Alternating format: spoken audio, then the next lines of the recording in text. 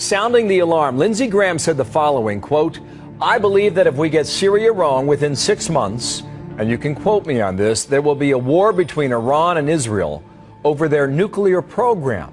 My fear is that it won't come to America on top of a missile. It'll come in the belly of a ship in the Charleston or New York harbor." A shakeup at the highest levels of the U.S. military.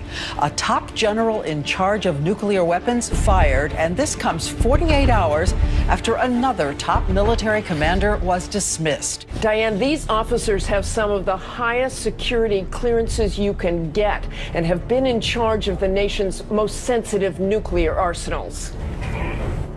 A stunning chain of events. Today, Michael Carey, the two-star general responsible for the nation's 3 intercontinental ballistic missile wings, fired from his command. The reason? Personal misbehavior on a military business trip. This comes just 48 hours after President Obama himself relieved the number 2 in command over the nation's nuclear arsenal over his suspected use of counterfeit poker chips. These follow an alarming string of general officers losing their jobs this year for inappropriate behavior, misconduct, or lack of leadership.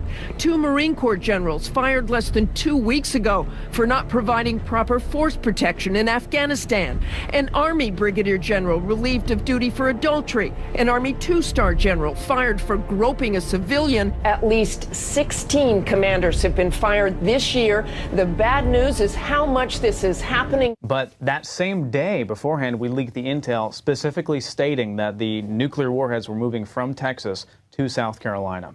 To add matters to that and make it even more extreme, not only, yes, do we have the second commander being fired, but the first commander being fired, and it later came out through these leaked emails, if you look at the Daily Mail piece, that the second in command was fired on the same day of the nuclear warheads transfer that we reported on. The exact same day, but that came out weeks later. So we couldn't have known that. The intel was right, 100%. We knew that. But this also goes into this new thing. This is breaking news here, exclusive. The guy that's firing all these people, the head guy, his name is Kowalski.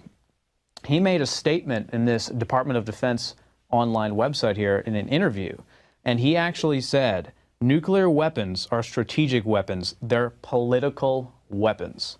So they're not just weapons of war. He went on to talk about, you know, we have all these 2,000-pound bombs and everything. That's what master sergeants talk about. But once you get to the level of senator and secretary of defense, they talk about nuclear weapons.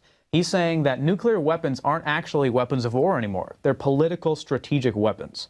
That, to me, sounds like he's saying he's holding the country hostage, as we talked about before. This is the guy in charge firing all these generals who wouldn't go along with him. They're replacing the real experienced people with this guy, Jack Weinstein, who will go along and play ball. It's definitely obvious these older generals were either whistleblowers, they weren't going to go along with the plan. And it seems to me that basically he's saying that, yeah, nuclear weapons are not for war, they're political and strategic weapons. Sounds to me like they wanted to launch a false flag attack as a pretext to war in Syria and Iran, as Graham was their little playboy to go out and say it, and then these guys would not go along with it.